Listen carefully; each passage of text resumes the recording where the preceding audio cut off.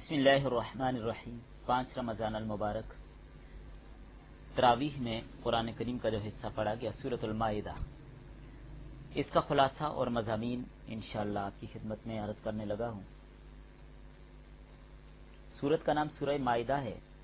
مائدہ کا معنی دسترخوان۔ اس میں اس دسترخوان کا تذکرہ ہے جو حضرت عیسیٰ علیہ السلام کی طرف نازل ہوا تھا، اور مائدہ نام اس کا کہاں سے لیا ہے؟ سورت کے اندر موجود ہے، اللہم انزل علینا مائدۃ من السماء، اسی سے سورت کا نام لیا گیا ہے۔ اس سورت کا ایک نام سورۃ العقود بھی ہے، سورۃ العقود، کہ اس میں وعدے کا تذکرہ بھی کیا گیا ہے، اس کو اس لیے سورۃ العقود بھی کہتے ہیں۔ اس سورت میں آیات کتنی ہیں؟ 120، 122، 123، تینوں اقوال ہیں۔ 16 رکوع ہیں۔ ترتیب قرآنی میں اس سورت کا نمبر 5 ہے، اور ترتیب نزولی میں اس کا نمبر 112 ہے۔ سورۃ المائدہ میں 4842 الفاظ ہیں اور 13464 حروف ہیں۔ یہ مدنی سورت ہے، البتہ اس کی آیت نمبر 3 یہ مکی ہے۔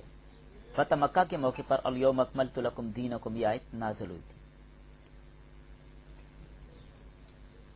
اس سورت کی تکمیل کئی سالوں میں ہوئی، کچھ حصہ سن 6 ہجری میں یا اس کی ابتدا میں اور 7 ہجری کی ابتدا میں نازل ہوا، اور کچھ حصہ سن 9 ہجری میں نازل ہوا۔ بڑی اہم سورت ہے۔ اس سورت کا سورۃ النساء کے ساتھ ربط کیا ہے؟ سورۃ النساء میں اللہ تعالیٰ نے مختلف عہود کو بیان کیا، مثلا عقد نکاح، عقد حلف، عقد مہر، عقد امانت اور عقد ودیعت وغیرہ۔ تو پھر آخر میں یہ فرمایا کہ ان کو توڑنا نہیں ہے، اور جو توڑنے والے ان کے لیے وعیدات ہیں۔ سورت کے آخر میں یہودیوں کی بدعہدیوں کو ذکر کیا گیا تھا کہ اصل ان یہودیوں نے عہدوں کو توڑ دیا۔ تو اس سورت کو اللہ تعالیٰ نے عقود کے حکم سے ہی شروع کیا۔ وفائی عقود، وعدے پورے کرو، عہد شکنی سے منع کیا گیا۔ دوسرا ربط یہ بھی ہے، سورۃ النساء میں یہود و نصارہ کے قبائح کو بیان کیا، ان کے عقائد فاسدہ کی تردید کی۔ اب اس سورت کے اندر بھی اکثر مقامات پہ یہود و نصارہ کی کلاس لی گئی ہے۔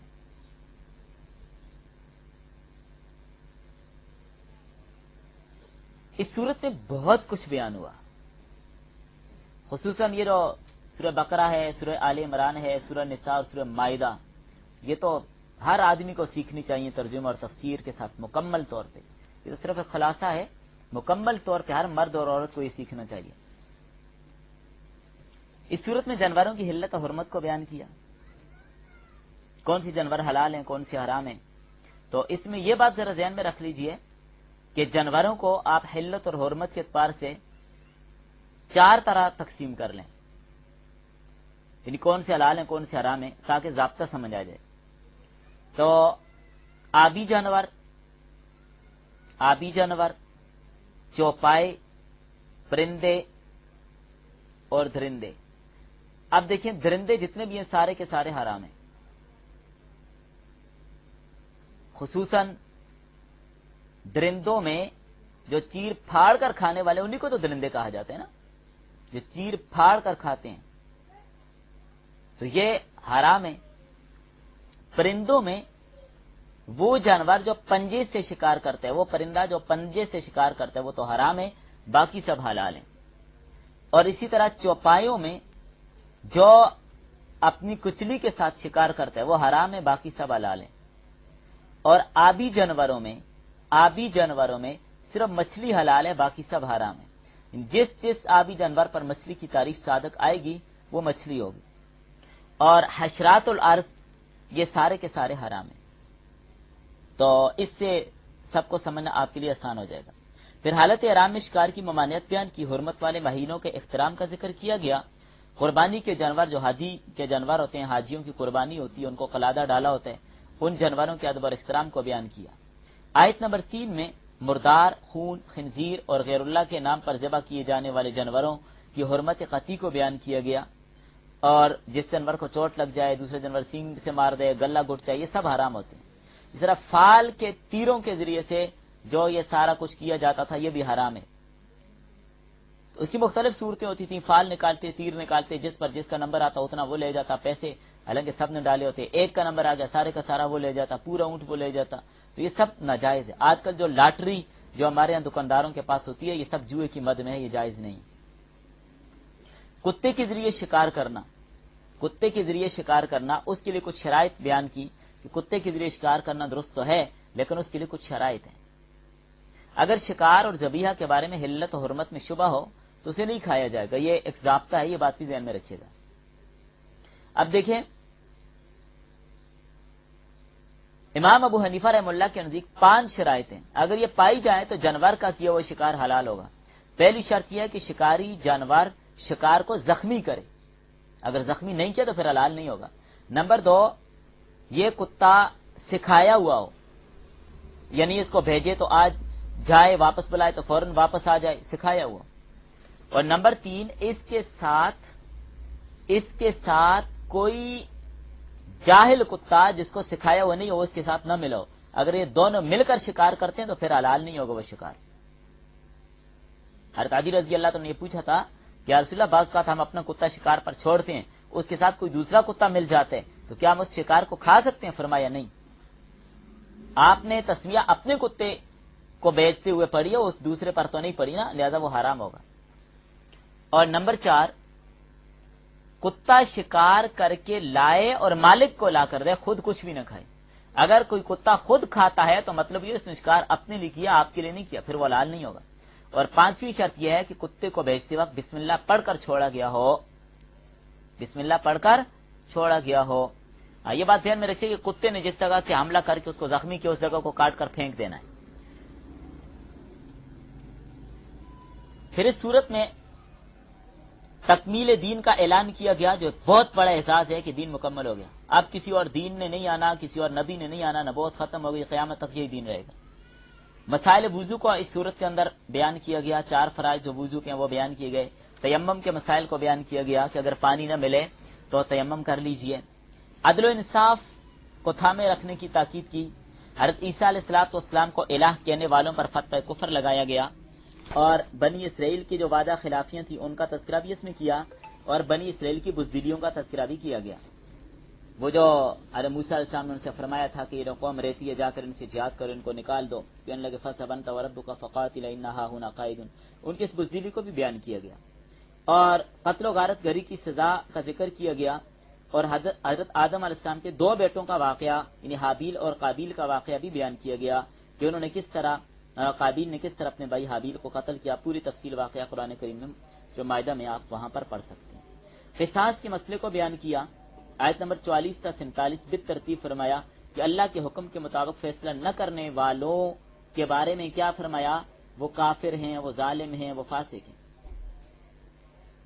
اور قانون قصاص کو بھی بیان کر دیا، جان کے بدلے جان، آنکھ کے بدلے آنکھ، کان کے بدلے کان، ناک کے بدلے ناک، دانت کے بدلے دانت، اور باقی زخموں کے اندر بھی قصاص ہوگا۔ اور اسی طرح آیت نمبر 57 میں دین کا مذاق کرنے والوں کی شکلوں کا مسح کرنے کا تذکرہ کیا گیا، یہود و نصارہ کے ساتھ دوستی کرنے کی ممانعت کو بیان کیا گیا، اور انصاف کے ساتھ فیصلہ کرنے کی تاکید فرمائی گئی۔ آیت نمبر 73 تا 80 عقیدہ تثلیث کا رد کیا گیا کہ عیسائی عیسیٰ علیہ السلام کو اور حضرت مریم کو اور اللہ کو، ان تینوں کو ملا کر ایک خدا سمجھتے تھے، اور بعد حضرت جبرائیل کو ساتھ ملاتے تھے۔ تثلیث کا رد کیا کہ تثلیث یہ اسلام کا حصہ نہیں ہے بلکہ یہ کفر ہے، اللہ تعالیٰ ایک ہی ہے، اللہ ایک ہی ہے، الہ ایک ہی ہے، 3 نہیں ہے۔ تو نصارہ کا عجیب عقیدہ ہے کہ 3 مل کر ایک اور ایک مل کر 3 ہے، یہ بالکل عجیب سا عقیدہ ہے۔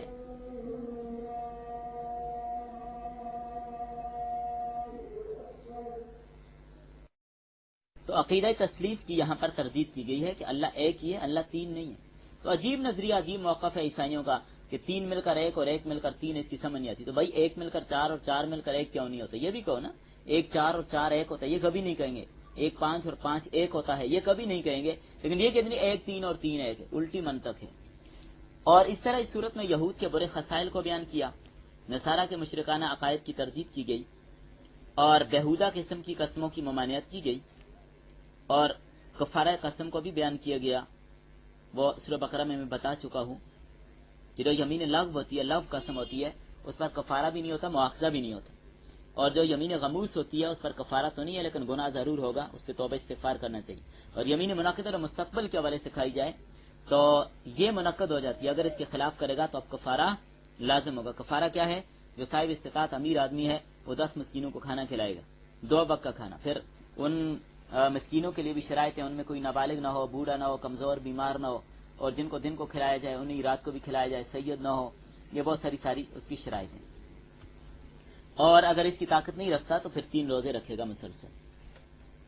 اسی طرح شراب اور جوئے کی حرمت کو بیان کیا گیا، کیونکہ 4 آیتیں شراب کے بارے میں آئی ہیں، تو اس آیت میں آ کر اس کی حرمت کو قطعی طور پر بیان کر دیا کہ مکمل طور پر یہ حرام ہے۔ اس طرح جوا بھی حرام ہے، احرام کی پابندیوں کا ذکر کیا گیا، خانہ کعبہ کا تذکرہ کیا گیا، بلا ضرورت سوال کی ممانعت کی گئی، اور اسی طرح یہودیوں کی اور یہ مشرکین مکہ کی جو بے حقیقت قسم کی اصطلاحات تھیں، بحیرہ، صاحبہ، وسیلہ، حام، ان کو رد کیا کہ ان کی کوئی حقیقت نہیں، اپنی طرح سے جانور بنائے ہوئے تھے کہ اس کا دودھ فلاں کے لیے ہوگا اور یہ فلاں کے لیے ہوگا اور اس کا گوشت فلاں کے لیے ہوگا، اس طرح کی باتیں۔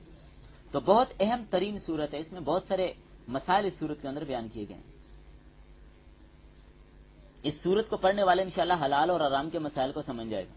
اس صورت میں جتنے احکام اور مسائل بیان کیے ہیں دوسری صورتوں میں شاید ہی ایسے مسائل بیان کیے گئے، یعنی اس صورت میں یوں سمجھ لیجئے تہذیب، تمدن، معاشرت، معاہدات، معیشت، وعدوں کی پابندی، کھانے پینے کی اشیاء میں حلال اور حرام کی حدود، شراب کی حرمت، وضو کے مسائل، غسل کے مسائل، تیمم کے مسائل اور معاہدہ نکاح، تجارتی معاملات، لین دین کے احکامات تفصیل کے ساتھ بیان کیے۔